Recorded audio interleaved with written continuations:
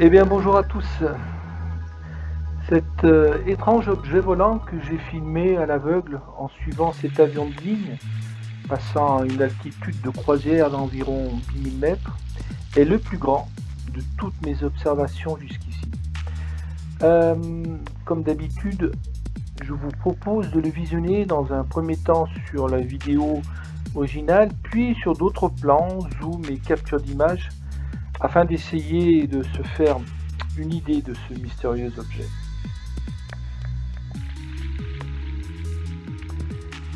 Alors, voici la vidéo originale, je vais l'arrêter et puis on va aller au moment où passe cet objet, du moment où croise cet objet la trajectoire de l'avion de ligne, soit à 51 secondes. On va faire ça en live. Alors je vais le faire apparaître. Cet objet arrive d'ici et à cette trajectoire de haut en bas, perpendiculaire à celle de l'avion, comme ça.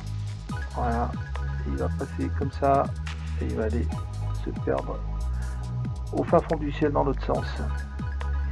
Alors, je vais essayer de le faire apparaître. Hop. Et il est là. Habituellement, c'est qu'un point blanc.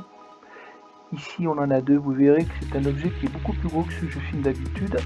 Alors, ici, c'est pas évident, mais sur des zooms, vous verrez, c'est assez intéressant. Donc, observez bien sa trajectoire. C'est celle-ci, je vous le répète.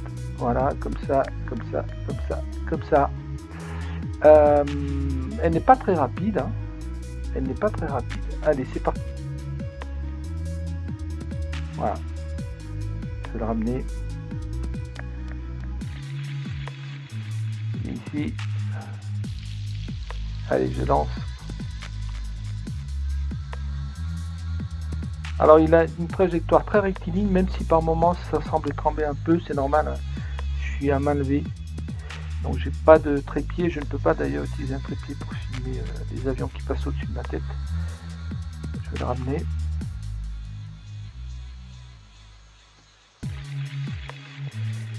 Alors je vais le faire apparaître à 56 secondes. Hop là, il est là. Donc il arrive de là. Hein. Bon, vous avez vu sa trajectoire, hein, je vous la donne pour la dernière fois. Hop, comme ça et comme ça. Hein. Allez, c'est parti. Vous voyez ? Tout à fait étonnant cet objet là. Il n'est pas très rapide, hein. Enfin il est rapide mais pas comme ceux que je filme d'habitude, c'est des vrais bolides. Je le ramène une dernière fois, allez. Et là, c'est parti. Vous voyez ? Alors, on va passer à la séquence suivante, qui est la même. On va pouvoir se la passer plusieurs fois.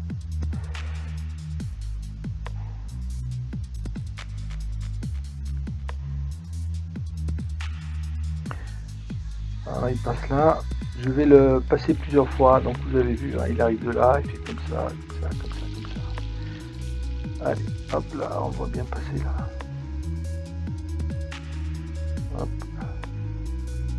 Trajectoire très rectiligne. On peut pas dire que ce soit un bolide. Hein. Je ne pense pas qu'il passe bien plus loin que l'avion de ligne au niveau altitude. On verra plus loin qu'en fait il passe au-dessus des contrails, donc il est bien au-dessus de l'avion. Alors à quelle distance c'est le plus compliqué à dire hein, lorsqu'on filme un objet dans le ciel. Hein, ceux qui font ça le savent. C'est compliqué en fait hein, de donner une distance approximative. Je pourrais me lancer à dire qu'il passe à 500 mètres, 1000 mètres, 2000 mètres. En tout cas, je vais l'arrêter là. Si cet objet passe à 2000 mètres, si on le ramène à hauteur de l'avion, il est assez conséquent. Hop. Allez, on va se passer encore une ou deux fois. Ouais, tout à fait étonnant hein, cet objet. Alors sur la séquence suivante, on va pouvoir constater qu'en fait il passe bien derrière les contrails, ce qui prouve bien qu'il est plus haut que l'altitude de l'avion de ligne qui approximativement est à 10 000 mètres. Hein. Les avions de ligne c'est entre 9 000 et 12 000, mais allez on donne une moyenne 10 000 mètres. Cet objet est bien plus haut, de combien je ne sais pas. Voilà, on voit bien là, hein. Vous allez voir il va disparaître derrière le contrail hop, et il réapparaît plus bas. Voilà, j'ai pas besoin de vous le montrer. Vous voyez, incroyable cet objet.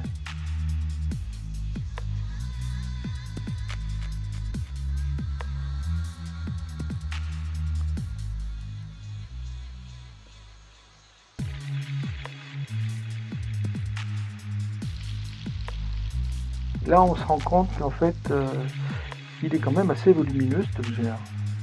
C'est plus les points blancs que je filme habituellement. Si je fais un arrêt sur image, là, qu'est-ce qu'on constate en fait que on n'a plus nos 2 points blancs, mais on a une espèce de réverbération sur une structure. Ces réverbérations ont tendance à se toucher. On le verra plus loin sur des zooms encore plus grossissants. Voilà, il passe bien derrière les contacts, donc il est bien plus haut. Allez, une dernière fois. Voilà, c'est tout à fait intéressant. Alors, j'ai pris une série de 4 captures d'images sur son parcours pour voir un petit peu, ou enfin essayer de comprendre un petit peu comment se positionne et cerner cet objet là. Donc ça c'est la première. Cette petite fenêtre est intéressante, elle vous situe dans le carré où est l'objet par rapport à l'avion. Et ça c'est à chaque capture d'écran. Il y en a 4. Alors, on a celle-ci, vous voyez qu'on est loin maintenant des 2 petits points qu'on avait tout à l'heure. La deuxième, on a déjà un reflet de soleil qui est différent sur la structure. C'est normal, il n'a pas tout à fait la même position à fur et à mesure qu'il s'éloigne de nous. La troisième, c'est celle que je trouve la plus intéressante, on verra plus loin. Où une espèce de structure commence à se définir là, comme ça là, vous voyez.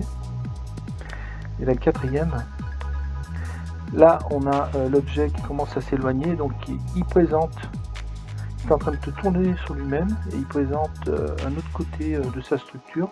Donc forcément la réverbération du soleil est différente. On a quelque chose d'assez bizarre, vous allez voir sur l'agrandissement, on a une espèce de cercle là, vous allez voir. Je reviens tiens sur les 4 captures. La première, la deuxième, la troisième et la quatrième. C'est là où l'objet est le plus loin. Ensuite, après il se perd dans le ciel. Alors, ce que j'ai fait, c'est qu'à chaque capture, j'ai fait un grossissement et j'ai appliqué, comme d'habitude, vous savez maintenant, ma façon de travailler, j'ai appliqué un fil pour essayer de faire ressortir cet objet.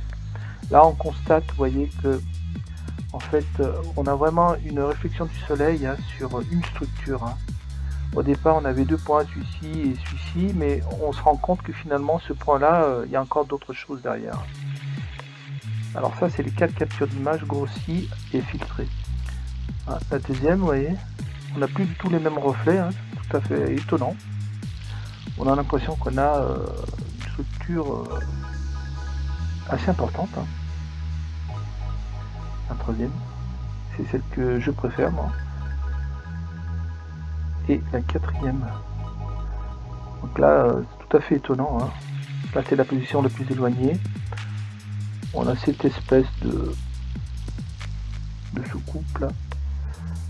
Mais en fait, tout ça, c'est pour moi, la même structure, le même objet, qui reflète différemment selon sa position par rapport au soleil, qui, pour moi, doit être ici. Je l'ai prise à 13h. C'était un axe nord-sud, je crois. Et donc le soleil était à 1h à peu près. Bah oui, c'est l'heure où je l'ai prise. Voilà, je reviens sur les 4 captures grossies et filtrées. Voilà, vous voyez, tout à fait intéressant. La deuxième, la troisième et la quatrième. Alors, quel est cet objet et d'où vient-il? On peut dire dessus, on va dire qu'on va éliminer tout de suite insectes, pollen oiseaux, poussière et même météores, puisqu'on n'a pas de traînée lumineuse témoignant de sa rentrée atmosphérique. Et puis en fait, cela ressemble à rien, hein, à un météore. Moi, ce que je vous propose, c'est de s'orienter sur des objets plus plausibles, d'après moi, hein, comme satellites, aéronefs espions ou ovnis. Je vous propose donc de passer en revue ces 3 hypothèses afin d'essayer d'en dégager la plus plausible, qui bien entendu, et comme toujours, je le répète tout le temps, ne sera que mon point de vue. Alors, l'hypothèse satellite. Je le répète à chaque fois que je filme un objet en journée, il ne peut s'agir d'un satellite, y compris la station ISS, car ils ne sont visibles qu'à l'aube ou au crépuscule, soit environ 1 à 2 heures avant le lever et après le coucher du soleil, pour des raisons atmosphériques et position du soleil, que je ne vais pas développer ici, mais qui sont bien expliquées sur des sites internet spécialisés.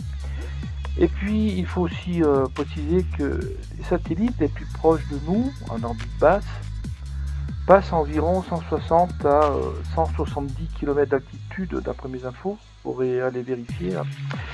Et il me semble donc, pour moi, impossible avec un zoom optical d'environ 10 fois, car c'est en moyenne la puissance que j'utilise pour les filmer, même si des fois cela varie un peu en dessous ou en dessus, de pouvoir les capter et surtout en journée. Donc je ne pense pas à l'hypothèse satellite. Alors l'hypothèse avion espion. On peut constater sur les images qu'il n'y a pas de combustion derrière l'objet, ou alors ce serait un modèle top secret révolutionnaire, mais si moi je peux le détecter avec une simple caméra, alors la notion d'espion ne tient pas la route, hein, en tout cas pour moi. Donc je ne pense pas non plus à l'hypothèse avion espion. Alors, je reste ouvert à toute proposition sérieuse, argumentée, mais en attendant, et par déduction, je classe cet objet dans la famille des ovnis, mais sans orientation d'origine terrestre ou extraterrestre. Cette vidéo est terminée. Je vous dis à bientôt dans une prochaine